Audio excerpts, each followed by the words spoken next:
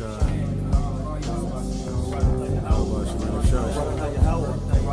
YAHAWASHI. For YAHAWASHI. Psalm 27. The Lord is my light and my salvation. Whom shall I fear? The Lord is the strength of my life. Of whom shall I be afraid? When the wicked, even mine enemies and my foes, came upon me to eat up my flesh, they stumbled and fell. Alright, Shalom.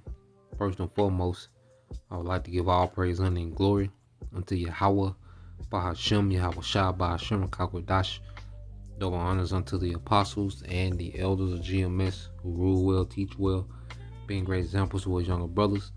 And peace and blessing salutations to the hopeful elect out there pushing his word in truth and in sincerity across the four winds. In the name of Yahweh, Bahashem, Yahawashai, pushing to get up out of here. Shalom to the hopeful elect, the believers, the listeners who may have came back to the obedience of the scriptures through faith in Yahweh, Bahashem, Yahawashai. And what I want to get into today is I'm responding to a video, done by the beloved elder brother Ariala out of GMS Dallas camp, and he was responding, to a video. He did a lesson on this video, on his channel, pound for pound with Kamara, Usman, which was a UFC fighter, elite fighter, top of the game at one time, and he said something, that resonates, with the mindset that we develop in this truth. This thing becomes more and more serious, as this thing becomes our life, as we become absorbed, and obsessed, getting back to that glory, the chance, really taking hold of the chance that we have, in Yahawashai, and really get into these things. There's a certain mindset, there's a certain, characteristics, that we develop in this ministry, and this is why the Apostle Paul will use, certain analogies, with sports, with fighters, because this is a thing, of discipline, and a thing of achievement, is repetition, you see. So I want to let this play, Lord will, you brothers, all right, and you sisters are edified. So I'm gonna let a little bit of this play, and then we'll get into some precepts. Into kind of where we are right now in our careers it's something that's I'm constantly dancing around with in my mind. Is we're in this position to where we've been at the top of the sport. We've got all the accomplishments and things like that, and now we've been knocked down a step. But we're in a position to where we could potentially get back there. I know you've been seeing all the news about the crazy stuff these celebrities are doing at those parties with the baby oil. There's a roadmap to get back there, but we have to turn back into that person, because if you're not a fighter, it's almost impossible to understand how selfish of a life it has to be as a fighter. Yeah. For you to say, okay, it's 7 p.m. on Friday night, and my daughter has a recital or has a play at school, but I know that 7 p.m. I could get a run in that's gonna push me further, give me those extra legs for around 10, 11, 12. Your father now, is making that decision. That's the place where we're at. So I want to touch on a few points.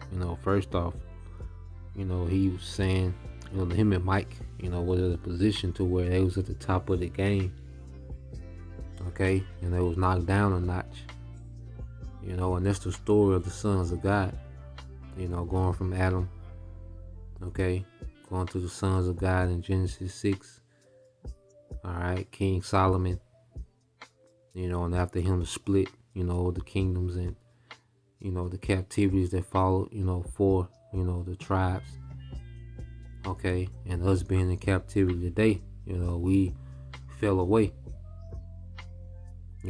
we've been knocked down a notch, you see, and now we're on the comeback.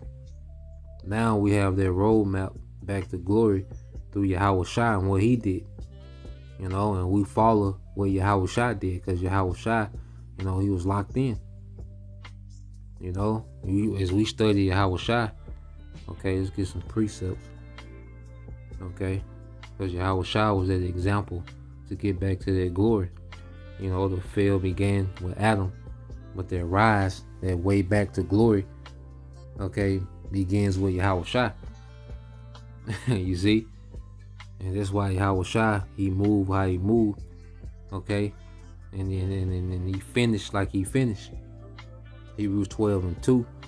Looking unto Yahawashi, the author and finisher of our faith, who for the joy that was set before him endured the cross, despising the shame, and is set down at the right hand of the Most High. And we go here, see Yahawashi, you know, their glory was for all of us to get back to that glory. Okay? And you go here to the word author, all right? Strong's G 747, Archegas. Archegas, and it says a chief, all right, leader, a prince. It says one that takes the lead in anything and thus affords an example, a predecessor in a matter, a pioneer. And Yahawashi was that pioneer, and he overcame the flesh, okay, in the most, you know, wicked kingdom, you know, the most, you know, flesh fulfilling kingdom that there ever was, all right, and in Rome, to the point that the slaves were pampered in ancient, all right, pagan Rome, just as we're in Rome, okay, and we have all this access to the flesh. It's so convenient, you know, to the flesh in this society, and we're overcoming, and that's our way back to the glory, you know, and we're not just in a corner, you know, refraining from this world. Nah, we're tapped in to who we are. We're tapped into this wisdom. We're tapped into prophecy, man. Okay? We're becoming us again. You see? And it's a thing where, hey, we're selfish in Yahawashi. Because we're not selfish, you know, to be, you know, the best athlete. Okay? We're not selfish, you know, to be the most popular, the most, you know, this, this, living legend, you know, dope boy, all right, street nigga. No, we're not selfish, you know, for personal reasons, okay? We're selfish to get back to that glory for everybody to win. And Yahawashi, he wanted everybody to win. It began, you know, with him getting it right, and then his brethren will follow, okay? and his brethren following his lead is bringing the nation back, beginning with the elect. Okay, so it's not a thing of being selfish as if we're concerned with ourselves. Nah, we understand what needs to be done. You know, everyone doesn't see the vision. And Yahawashi, you know, he walked that walk because he understood, okay, what needed to be done. All right, and it wasn't just about him, you know, and he left that example so we will have something to gauge ourselves off of, man. You know, he was tapped in. All right, he came here and he understood the assignment, and he was tapped in, you know. And as we begin to understand the assignment more and more and more, we get more and more tapped in. We get more and more isolated. Things don't matter like that anymore. Okay, less and less things matter outside this truth, outside this ministry, man. St. John 17:20, it says, neither pray I for these alone, but them which also, all right, which shall believe on me through their word. So Yahawashi didn't even only play, he did not only said, it's lucky, not only did Yahawashi pray, you know, for the men that he was grooming to teach, you know, the disciples, which represent, you know, the prophets, okay, in this time, all right, reincarnate, okay, all the teachers, you know, the spirit of Yahawashi dwells on to teach. Not only did he pray for those men, but those that will believe on those men, okay, through this word, okay. And that's why Yahawashi was so tapped in. He was so isolated, okay. He was about the Father's business, you know, because he understood that it would bring us all to glory, beginning with him, you know, receiving the glory, that he had from the beginning, and leaving a path for us to follow, man. Okay? Not to be so distracted and, entangled into this world. All right? But to be but to believe, all right, on the age, a righteous age to come while we're still in this world, man.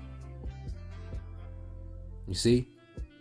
So you keep reading, it says that they all may be one, as thou, Father, art in me, and I in thee, that they also may be one in us, that the world may believe that thou hast sent me, and the glory which thou gavest me I have given them, that they may be one, even as we are one, I in them, and thou in me, that they may be made perfect in one, and that the world may know that thou hast sent me, and hast loved them, and thou hast loved me. Father, I will that they also, whom thou hast given me, be with me where I am, that they may behold my glory, which thou hast given me, for thou lovest me before the foundation of the world. So Yahawashi wanted us, okay, to be ranked up, with him.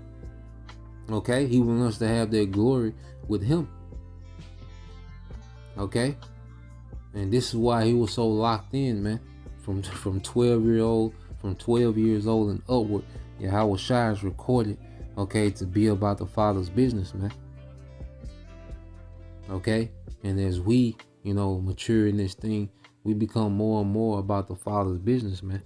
All right, and then we go here to the book of Baruch, chapter 4, verse 28. And this is in the GNT. It said, just as you were once determined to turn away from the Most High, now turn back and serve him with 10 times more determination, man. Okay? Understand that, hey, we failed. Understand we fumbled. Okay? We're rulership. We played around. We didn't take it serious, man. So how much serious should we be now? Look at the condition to the earth due to, us fumbling rulership, man. Okay? And not taking this thing serious, man. Look at the conditions of the earth, man. And as we complain and are vexed, man, we understand, hey, we played a part in this, man. This ripple effect that we see happening, man. Okay, this ripple effect of wickedness, man. And just as Yahawashi understood that he played a part as Adam, King Solomon, he understood the role he played. Okay, and he took this thing serious than never. Okay, we developed that mindset as we really realize, okay, the scenario that we in and why we're here, and what's at stake, what's ahead. Understanding what's ahead, man. They're speaking of being selfish for, a corruptible crown, a heavyweight belt. Okay, some clout, in the sports world. Okay. Pretty much decorated slaves. We're talking about eternal rulership, man. How much more should we be selfish, man, at times, man? We're gonna miss out on things. We're gonna be missing in action, man. Okay, and it's gonna be more and more. Okay, as we get closer and closer to these times. That's why you go here to the book of 1 Corinthians. Okay, chapter 7. 1 Corinthians chapter 7 and verse I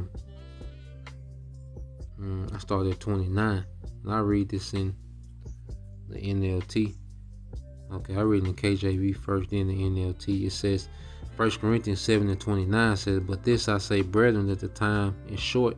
It remaineth that both they that have wives be as though they had none. And what is he saying? Okay, because we're in the time now, especially, because when this was written, they had the mindset that Yahawashi could come back, at any time. Okay, but it didn't happen. There's certain things that had to play out. But he was pushing them a mindset to be in, just being, prepared, and being tapped in and tuned in to Yahawashi before they return. Okay, we know that now we're here at that time. And knowing that the time is short, All right, there's things, that we're going to have less and less time for particular things. Okay? And it's not a thing of, and people of the world look at it as, us being assholes. But nah, man, they don't understand what's at stake. They don't understand what we're fighting for, man. They don't understand what we're working towards, man. Okay? In this society, missing a basketball game or, a play or a karate match. Okay, that's devastating to them. It's world ending, to them. Okay? But we understand that man, we're locked in. Okay? And then the more, the closer we get to the end, the more we see these prophecies happening, the more we begin to simplify our life and clear things out, to give more time to this ministry, man. Okay, like I said, it's not a thing like we're just, assholes to, we come home and, kicking doors in, flipping, the woman bring the plate, slap it off the table, and then put the Bible, where the plate was at. Nah, man. Nah. Alright.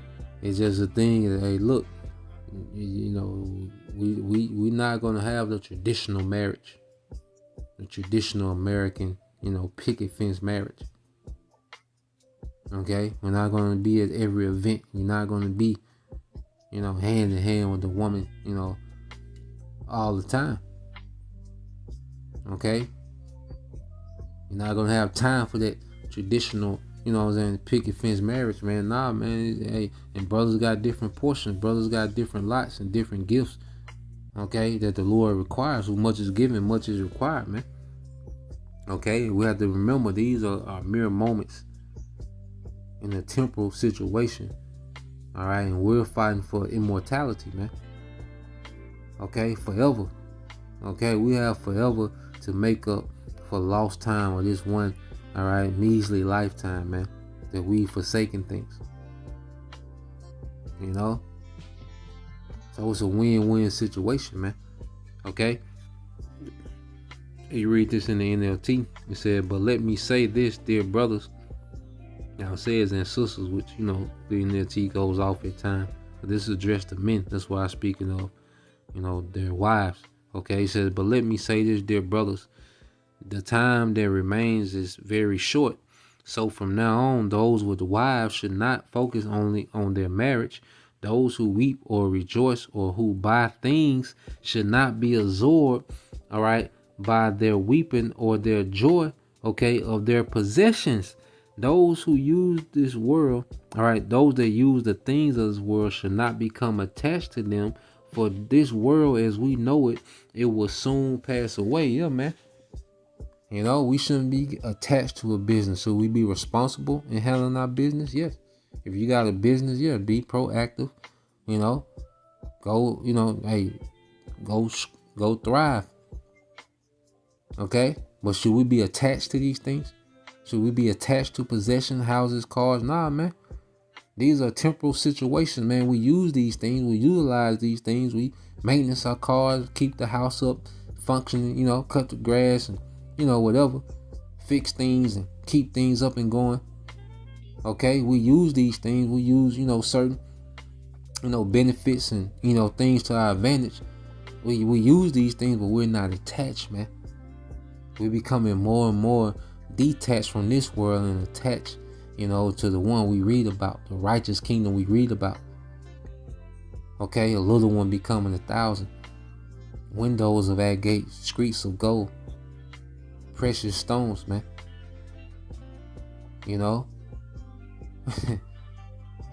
Children, enjoying the earth. Okay. Creation, pretty much rejoicing at the true rulers back in power, man. Okay. These are the things, that we tap into.